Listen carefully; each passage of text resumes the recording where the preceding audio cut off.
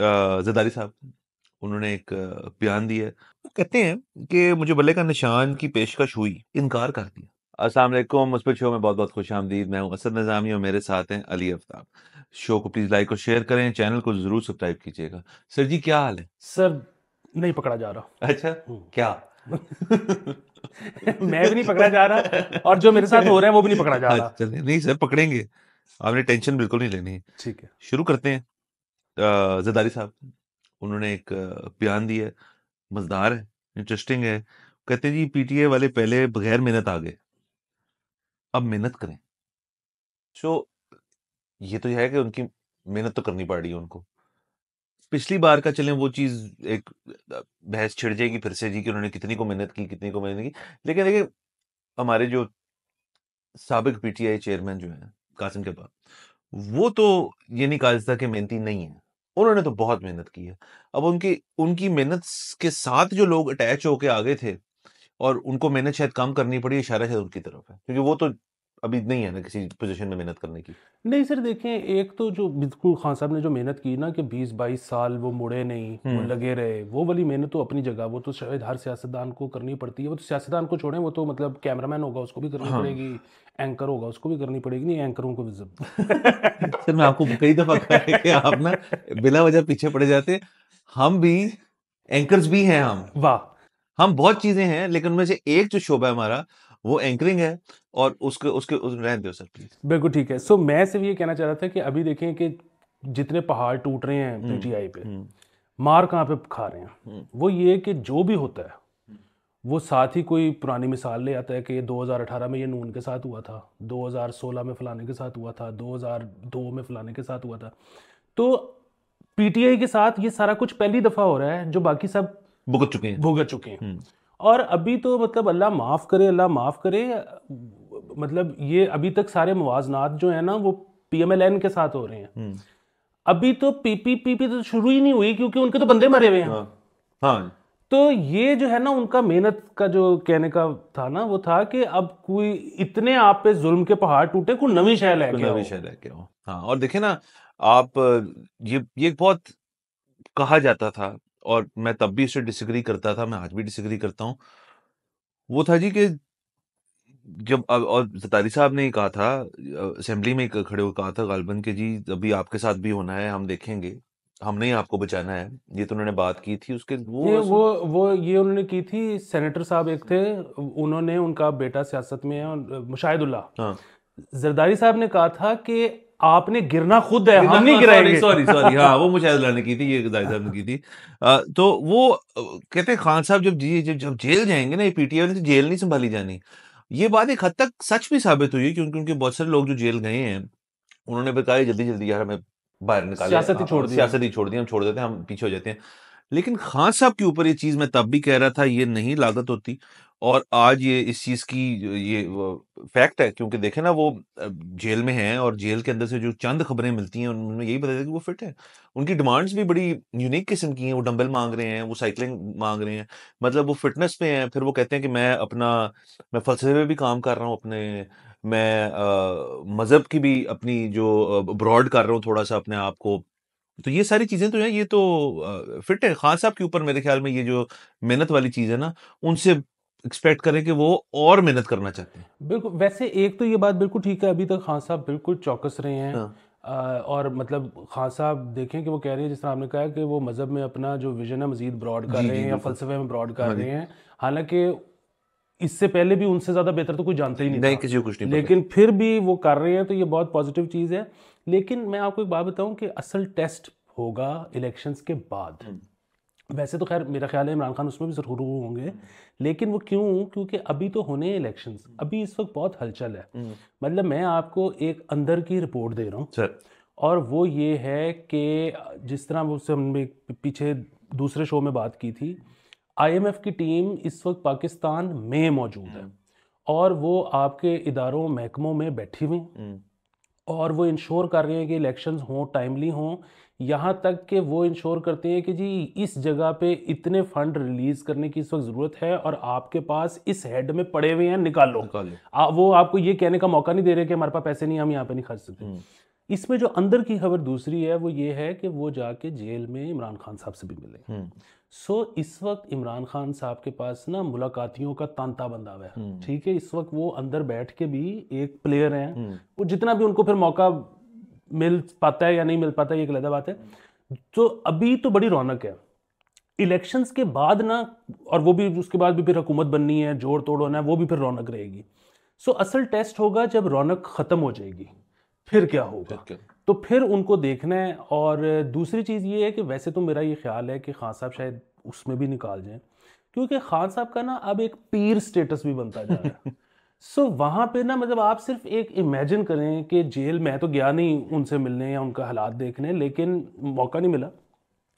लेकिन मैं इस वक्त इमेजिन ये कर रहा हूँ कि उधर उठते बैठते लोग उनको सलाम करते होंगे, कैदी भी और अमला भी। यानी कि वो वहां इस वक्त अडियाला के थॉट लीडर बने हुए। एग्जैक्टली और फिर आप ये देखें ना कि इस वक्त अडियाला में क्या मौजें लगी होंगी, मतलब जिस किस्म का फंड कलेक्ट होता है पीटीआई करती है पूरी दुनिया से, और उनका जो इस वक्त सरबराह है वो जेल में है, तो उसको कंफर्टेबल बनाने के लिए क्या कुछ होता होगा। और दूसरा वैसे ही अब जो एक आम उधर एक पुलिस वाला होगा, वो अपने मोहल्ले में जाके बताता होगा कि यार कल खान साहब ने मेरे वाल देखे हैं ਤੇ ਮੈਨੂੰ ਮਹਿਸੂਸ ਹੋਇਆ कि उन्होंने एक रोटी काट ली तो मैं अपनी रोटी उन्होंने देती, तो उधर बल्ले बल्ले हो जाती होगी पूरे मोहल्ले में कि यार वाह। और देखिए ना वो ये जनरेशनल स्टोरीज हैं कि आपके वाले साहब जब जेल में थे ना कांस्टेबल, तो खान साहब कैदी थे और उनको मैंने रोटी दी या उनको मैंने ये ला या उनसे मेरी गपशप लगी। हाँ वाह कि उन्होंने गोल्ड लीफ लाया तो उनको लाइटर नहीं सेगा थे, मैं करके पहुंची वहां के खान साहब। यानी कि आप ये देखें कि इससे कितने पब्लिशर्स की कितनी मौजें हैं, क्योंकि सर जब खान साहब बाहर आएंगे और ये जेल का जो उनका दौर है उसके अंदर कितनी किताबें लोग लिखेंगे जी। जब मेरा खान साहब यहाँ तो लोग बड़ी अजीब अजीब किताबें लिखते थे, वैसे ही ये तो फिर मजे की किताबें होंगी। वैसे आप ये देखें कितना कैसे बदल जाती हैं चीजें, कंप्लीटली 180 फ्लिप होती है चीज के। आज से कुछ ही साल पहले बात ही हो रही थी कि नवाज शरीफ साहब जेल में हैं लेकिन वो ठीक हैं, लेकिन उनको ठंड लगती है, ये होता है वो होता है, और फिर प्लेटलेट्स का मसला बन गया और उनको भेजना पड़ गया। और इससे मेरे ख्याल में हुकूमत उस वक्त की और अभी भी उन्होंने उस चीज से सीखा है कि ऐसे बड़े लीडर जो हैं उनका आपने जेल में एक्स्ट्रा ख्याल रखना है, क्योंकि उससे फिर ये हो कि जी जेल के अंदर कोई मसला हो गया है, खुद जैसे नवाज शरीफ साहब का बन गया था, वो माने ना माने लोग, उन्हें वो मसला बन गया था, तो खान साहब को मेरे ख्याल में उन्होंने हर चीज उनकी डिमांड है वो पूरी करके रखनी। बिल्कुल। और फिर इसमें एक और चीज़ देखें ना, जिस तरह मरियम साहिबा जब अपनी कुर्बानियाँ बताती हैं कौम के लिए, तो उसमें एक ये है कि जी जब मैं जेल में थी तो मुझे इस्त्री नहीं थे देते, तो मैं क्या करती थी कि पानी या कोई और चीज़ गर्म करके पतीले में, तो पतीले से कपड़े अपने इस्त्री करती थी। अच्छा, ये अगेन जिस तरह आप बात करते हैं ना कि आपका हाथ है आवाम की पल्स के ऊपर, ये पुरानी पार्टियां जो है ना ये पल्स पे से हाथ हटा बैठी ये कुर्बानी ना यंगस्टर्स को कुर्बानी नहीं लगती। अच्छा, खान साहब के बारे में आपने सुना होगा, अंदर से तस्वीर तो आई कोई नहीं, लेकिन खान साहब के बारे में आपने सुना होगा कि उन्होंने दाढ़ी छोड़ दी है। हाँ, ये सुना। ठीक है। अच्छा, वो जिस दिन भी निकलेंगे ना या जिस दिन भी उनकी तस्वीर निकलेगी तो कपड़े होंगे चुड़मुड़ और सब छोड़ा होगा। सो वो जो अवाम ने क्रेजी हो जाना ना कि ये चाहिए हमें। मैं तो आपको बता रहा हूँ उस दिन ही मैंने जिक्र किया था कि ये वो वाले सीन होंगे जब संजय दत्त दूसरी दफा जेल गए थे और तब जब वो बाहर आए थे ना दाढ़ी छोड़े हुए, अब वो असल में फिर अवामी बंदा वो कंप्लीटली अवामी बंदा बन जाता है। वो फिर वो सारे जो पिछले हैं ना कि ऑक्सफोर्ड और वो क्रिकेटिंग प्लेबॉय वाला वो सब कुछ मिट के खत्म हो जाएगा, फिर एसोसिएशन होगी। जब वो जेल से बाहर आए थे वो क्या वीडियो थी। और आप ये देखें ना कि वो, मुझे उसका नाम भूल गया है, ईरान का एक दफा सदर बन गया था एक बंदा जो कि पाटे कपड़े पहनता था। वो ईरान में इतना हिट नहीं था, वो दोबारा कभी उधर इलेक्शन नहीं जीता जितना वो पाकिस्तानियों ने उसको मसीहा बना लिया था। सर जब देखे ना कंटेंट की किल्लत हो ना तो आप इस किस्म की चीजें खोजते हैं फिर, इसलिए मैं हमेशा कहता हूं कि आप हमारा शो देखा करें, क्योंकि कंटेंट की किल्लत नहीं मिलेगी यहाँ पे और जो एंगल्स होंगे वो बहुत ही यूनिक होंगे। बिल्कुल। और ये देखिए कि है at the end of the day है ये मुस्बत। हाँ, उसकी वजह ये है कि अभी तक तो जाहिर है कोशिश तो हर तरफ से हो रही है कि किसी तरह एक चौथी पार्टी बने जो मकबूल भी हो, लेकिन वो हो के नहीं दे रहा। नहीं हो पा रहा। तो जब तक नहीं हो के दे रहा, और पुरानी जो पार्टियां हैं मकबूल, उन्होंने तो कसम खा ली है कि अब ऐसा कोई काम नहीं करना कि वो मकबूल रहें। तो खासा भी है। कहाँ सा भी। और चले ये, मैं वही सर, हमने जो उस दिन बात की थी, हम शो पे करते रहते हैं कि ये जो साइकिल था ना 10 साल की, यहाँ से एग्जाइल हुए हुए हैं, दूर गए हुए हैं मुल्क से, सियासत में नहीं है, वो 10 से 12 होता था, वो 8 हुआ, अब गेम है 2.5-3 साल की, पता नहीं चलता टाइम कैसे बदल जाता है। अच्छा आगे चलते हैं। वाह।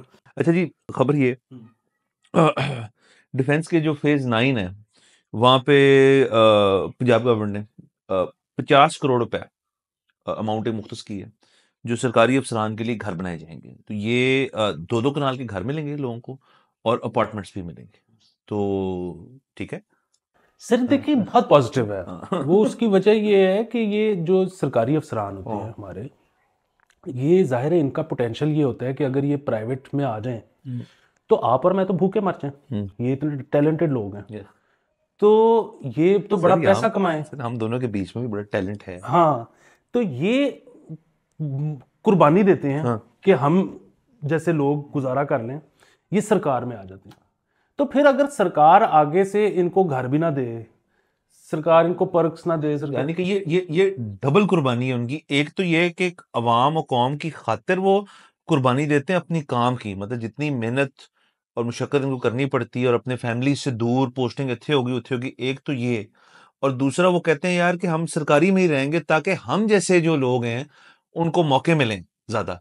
यार देखिए ना सर, टोटल सेल्फलेसनेस की अगर एग्जांपल है तो हमारी सरकारी अफसरान।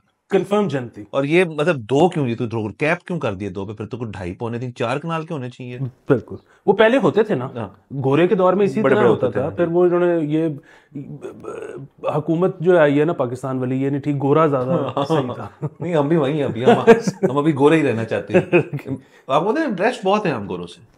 अच्छा बारह, एक और खबर मुस्बत, वो ऑथर है मोहम्मद हनीफ साहब, जाहिर है आप भी फैन हैं, मैं भी फैन हूँ उनके। जो पंजाबी के अंदर कभी कभार टेक्स होते हैं, थिंग्स वो बड़े मजेदार होते हैं। उन्होंने अपना सितारे इम्तियाज जो है वापस कर दिया। प्रोटेस्ट कर रहे हैं वो, ये जो बलोच वाले हैं इस्लामाबाद में, उसके आउटरीच में उन्होंने कहा है जी कि मैं ये वापस करता हूँ ये लोग।